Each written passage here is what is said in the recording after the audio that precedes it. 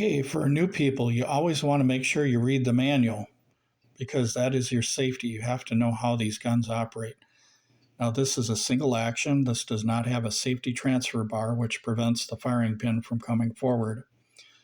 So if you got 6 rounds in here and you have this hammer cocked all the way back and you pull down the hammer and the trigger at the same time and ease the hammer forward, what's going to happen is that firing pin's going to rest on a live round if you're carrying 6. So here's an example I gave you. You can see I fired this round. Now, what happens is when it's resting on this round, it won't make an indentation. This one's been fired already. It won't make an indentation of any kind, but it'll rest on there because there's a little bit of tension. So technically somebody could carry it like this, but I would not recommend it. There's a little bit of tension there that keeps it from mashing in the rim, but you don't want to carry it that way. You want to carry it so that you have five chambers full, but you want the 6th one you want empty. So it's going to look like this right here.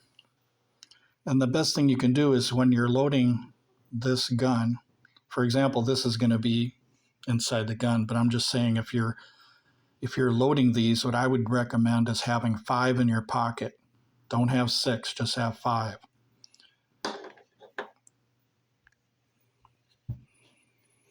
Okay, so you're going to be on half cock right here, and you've loaded 5, but there's an empty chamber right there. So there's a couple things we can do. One way is to turn it 4 times, make sure it's on half cock. 1, 2, 3, 4. Close the gate, cock it here, and then while you're holding it like this all the way back, pull the trigger and then gently let the hammer come forward. So that's called decocking. Now, if that had been on a live round, obviously, your thumb could slip or something like that. But if you did it right, it could rest on a live round. But like I said, I don't recommend having a live round in the chamber. So what we're going to do is we've got 5 loaded up. So what we want to make sure is that this is not touching what would be like a live round. But you can also see through here if it is or not. You can see it's all the way forward, the firing pin. So that means it's not touching one. So that's one observation you can use. But another one is what I'm showing here is after you see the hole and you click 4, cock it, half cock, and then just turn it just to be sure. And you can tell that method works every time. So now if I go 1, 2, 3, 4, let the hammer come forward,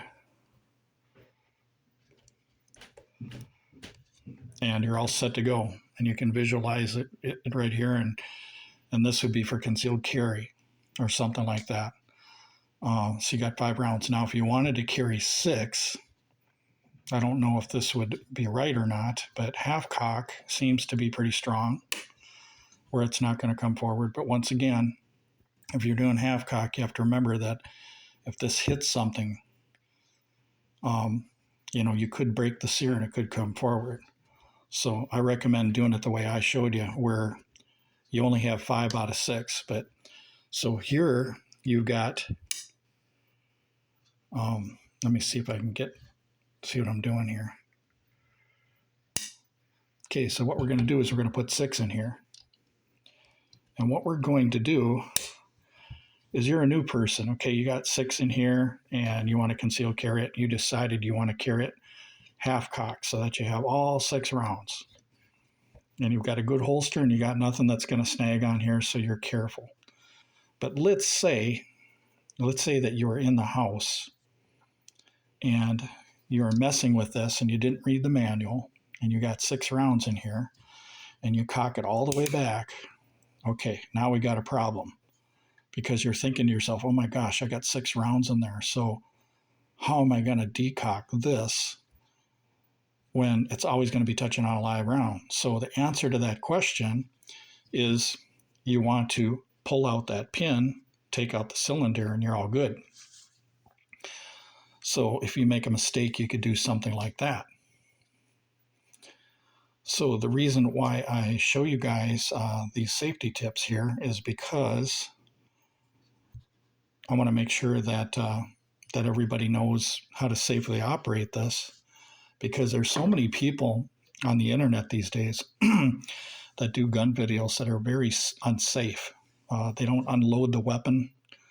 So, they'll be showing it like this, holding it loaded and stuff like that. They won't show that it's clear. And the problem with that is a new person comes to watch your videos and they notice you're handling a firearm and you say it's unloaded, okay? And you know it's unloaded for the camera, but you should still clear it for the audience, because the audience tends to mirror your habits. So if I have a habit of holding a gun, okay, even though I know it's unloaded, if I hold it and an audience member, somebody that's inexperienced, looks at that, they'll think, well, geez, we can just hold guns like this, and show them to people. No, you have to clear the weapon. You have to make sure that you pull out the cylinder, not just click it like this. You have to pull out the cylinder and show somebody this is all clear and ready to go. Semi-automatics, you drop that magazine, pull the slide to the rear, you know what to do, okay? Double action revolvers with swing out cylinders, swing them out, show somebody. That's all you have to do. It's real simple. So I believe in that part of safety, and that's one of the reasons why Google's so upset with gun channels, is because a lot of us don't know safety protocols, and we don't do our videos so that we show that we're safe and that we're going to do the right thing. Okay, so obviously I've got snap caps in here. So when you do a decock, the most important thing about a decock is, and once again, if you're going to do a decock, I recommend that it's on an empty chamber. When you do a decock, the most important thing is that your thumb is on the hammer. Okay, you want to hold that. That's the most important thing, not the trigger, the hammer. Because if that hammer slips, then it goes forward, okay, too fast. So you want to pull, and then while you hold the trigger to the rear, just come up like this. And like I said, if there's an inexperienced person that makes a mistake and they've got all 6 in here and they come forward, we've already tested some brass here, and we found out that this brass didn't have any marks on it, which means that you technically you could get away with it, with having 6 rounds in here and the hammer forward, but I don't recommend it because of the smashing force on the end of this could cause some problems. So that's why I don't recommend it. Another thing you guys have to be careful of is when you're emptying casings, notice that it doesn't line up right in the center there. And you want to make sure it does when you eject with this built-in rod right here. You want to make sure it lines up in the center there. But not just that, when you're loading, you could jam up rounds right about here. Let me show you here. When you're loading, you could jam rounds right up in this area here, because if you're not pointing down, I'll give you an example here. We got half cock. If you're down like this and loading, you're fine. But if you're loading like this at a slight angle, what could happen is the round that you loaded could get blocked right here from you turning the cylinder. So you always want to make sure that you use gravity so that everything is going to pull itself down. So when you're doing like this, even unloading, you want to make sure that these are all centered and stuff. But when you're loading like this, you want to make sure it's pointed down so that you don't jam up the round that you loaded previously before this one. So what I'm going to do is I'm going to put the camera down for a second here. Okay, I'm back again. Now there's another way to load. I'm going to show you here. And basically what you want to do is you want to load one. Make sure you have 5 now. Always have 5. Load one, skip one, and then load the other 4.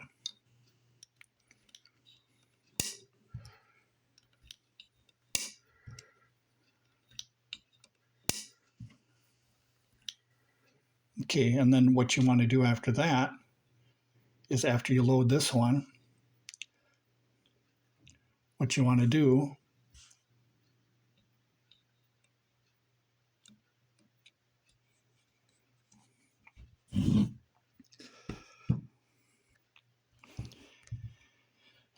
okay, sorry about that. I'm back again.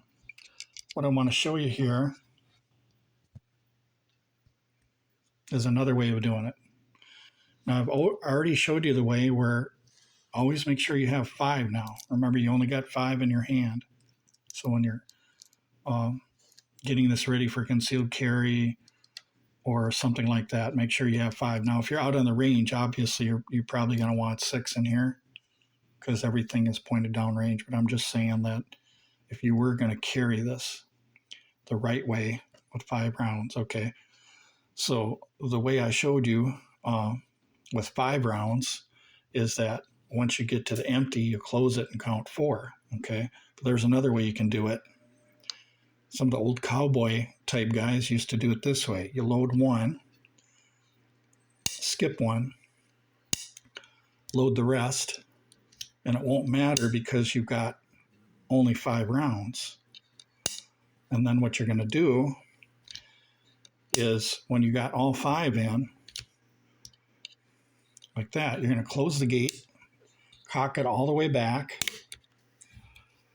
decock it. Once again, hold the hammer really hard, pull the trigger all the way to the rear, let the hammer come forward real slow, okay? Now let's do a visual, and you can see it's not resting on a round, and we're going to confirm that. So I recommend that you guys get snap caps when you buy this 6-shooter for the first time if you're a new person, so that you know how to do these things. So we're going to put it in half cock. And what we're going to do is we're going to verify that I was right, that it's on an empty chamber. And sure enough, it is. So let me do my method, and I'll pause the video here for a second. Okay, back again. So what you do is you load all 5. Whoops.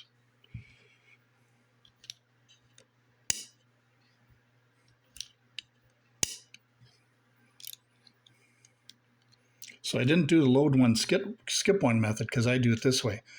You load all 5, look for the empty chamber. All you have to remember is E, the letter E. E equals 4. So E equals 1, 2, 3, 4. Decock. And you can tell it's not on one. Let's confirm that. So to confirm that, we're going to open the gate, half cock, and we're going to turn it one more time. Verified. There we go. So that's what we want. So another thing is when you fired these rounds and you unload, what you don't want to do when you're unloading is you don't want to go like this while this round, I'll show you here. You don't want to go like this while this round is hitting up against here. So you want to make sure that you, like I said, line up that hole. And if the rounds drop out, they do. Or if you need your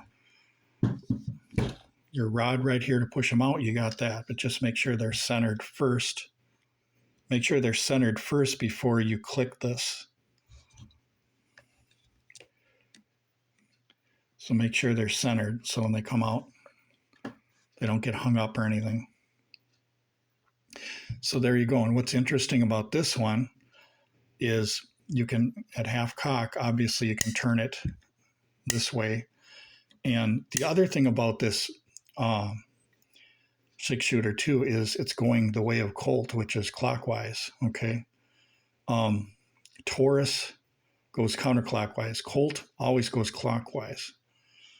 And on Colts, if you got the swing out chamber type thing right here, or cylinder, when you load a chamber, you load it right up here, and then the next one, after you cock it, you get inside there. And some people like Colt for that reason, whereas Taurus and Smith and Wesson, I believe, are on this side. So Colt is always turning to the right, and Taurus is always turning to the left. So that's something that a lot of people didn't know. But anyway, what we're going to do is, I've got 5 in here right now, but let's say we're on the range, okay? Let's say we're on the range, or somebody decides that they do want to carry this loaded with 6. Okay, so we're on the range. We can have 6 in there because we're half cock, so we can load all 6 and shoot, okay? But like I said, if you're going to conceal carry this, you want to take one out, and you want to make sure that the hammer is resting on an empty chamber. Whereas if we're at the range, it's not going to matter. I've got 6 in here now. Or if some of you want to carry it like this, it takes quite a bit of force to make that hammer come forward. But notice it's hanging out here, so it's easy to snag, and it might fall or something like that. So like I said, I don't recommend it, but some people have done it before where they have all 6 and they just carry it like this for like concealed carry or open carry or something like that, because they just got to have all 6. Some people just want all 6. So this right here could be loaded like this at the range with 6 rounds. Make sure that your muzzle is always facing downrange when you load this with 6. So now you're in this position. All you have to do is cock it back and fire it. You're all ready to go. So the interesting thing about this 6-shooter here is I took an Aguila 21 grain. I think it's 20 or 21 grain. This is a very weak 22 cartridge that just runs off the primer. Probably doesn't have any powder in it. So I might have to look this up. I think the box velocity said 420 for this 21 grain or 20 grain bullet here. So what we're getting is about 350 feet per second out of this. I think this is a 5-inch, 5.5, something like that, about 5.5 or something like that. If you count in the travel and stuff like that, it's probably like 5.5. It's like my Browning Buckmark. And I have used these in my Browning Buckmark and got the same velocity. So that's probably what it is for travel. Let me show you the pine test I did. Now this is a pine board, and notice that the bullet stuck flush in here. So the bullet stuck flush. That's about 5 to 6 pounds of foot-pounds of energy. And that's kind of like what my air pistols are. My spring piston 22 pistols and my 177 pistols are about 5.5 to 7 foot-pounds, depending on which ones I have. And but a 22 bullet that's 20 grains, that's going 350 feet per second, is going to look like this. So it's going to stick flush in a pine board. Now, is it really powerful? Not really, but still, even though this is kind of weak and stuff, this will still go inside you. That's what you have to understand. It can still penetrate, 2-3 inches into you. So this is still not a joke, but these are quiet. They're more for plinking in the backyard or something where you're worried about the neighbors or something like that.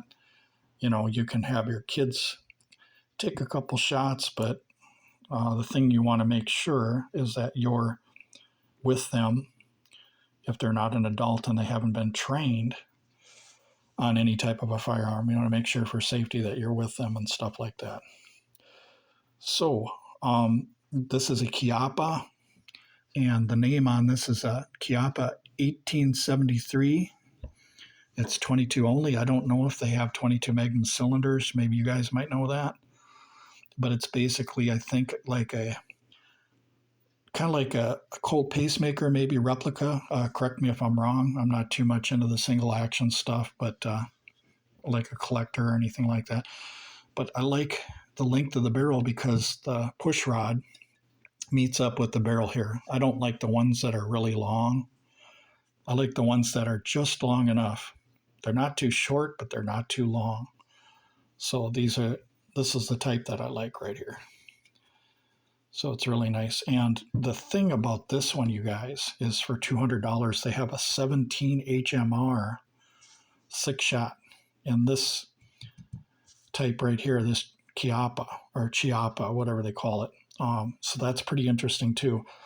And these are going for 200 or probably less, which is very, very interesting for somebody that's never had a firearm before and you just want to have something. You can have something that's kind of cool, but at the same time, if you don't have any gun or anything, you can have 22 rounds loaded up in this thing. And like I said, 5 only. And you could potentially use it to, in case you have, like a home invasion or something like that happens. Obviously you want to be in the back of your room. You don't want to go chasing anybody or looking for anybody. You want to dial, get on dispatch, have something like this or whatever you have to respond. And private citizen defense situations here, we have to be using the proper context here. There's a difference between military, law enforcement, and the private citizen. There's different things that happen among them. And a private citizen that's just in their home, in their back bedroom, and has a firearm or something like that, usually what happens is, despite the caliber, despite the capacity, when the threat sees the gun or they hear a shot go off, they're usually out of there. And it doesn't matter if there's one person or 3, 4, 5. They all pretty much leave. And that's what we've found in research. And we're talking 50,000, 100,000, even more than that, occasions where a person didn't have to worry about the threat because the threat wasn't coming to them because they either had showed the gun to the person or they fired around or something when they were, a cat in a corner or whatever they call it. A cat backed up in a corner, or a mouse caught in a cornered mouse, cornered cat, I think they call it. That's a philosophy that basically is that you do everything you can to escape. And if you're backed up in a corner, then you have no choice. You have to protect yourself. But at the same time, if you can make a call to dispatch, police dispatch, then you do it. So enough rattling on. I don't prepare for these videos. I just go cold turkey. So I don't do a lot of editing. So you're getting something real from me. You're getting my mistakes and other things like that. And I will tell you that the stingers through this, the 30 grain or something like that, I think I'm getting like 1250 feet per second. So that's pretty dang good for a 22. And you're doing 1200 feet per second. And the 20 grain copper rounds would be doing about 1350 or something through here, but I'd have to run it over a crony. But that's what they're doing through a 5-inch barrel or a 5.5 inch barrel. So a 22, you could get some flat shooting out of something like this, depending on, these sights and stuff. But anyway, it's fun to experiment with different rounds and stuff like that. So for $200 or less, I think this is an excellent deal. I actually love this thing. And if you treat it good and you don't abuse it or anything like that. I mean, you can thumb cock it really fast by holding the trigger and just keep cocking, the hammer. But I wouldn't recommend holding down the trigger and fanning it. That's where you whack the palm of your hand on the end of here to go faster and stuff. I don't think that it was really meant for that. Usually Bob Munden style would, the sear would be worked and stuff. So it's a really light pull and stuff. But something like this, you could probably damage it if you did some fanning with it. I'm not sure. Maybe some of you know more about that than I do, but I wouldn't think that fanning and crazy shooting with this would be a good idea other than just cocking it with your thumb while your finger's on the trigger, like boom, boom, boom, boom, boom, boom, like that, rather than giving it that karate chop or whatever with the palm of your hand. So, but anyway, thanks for watching, you guys.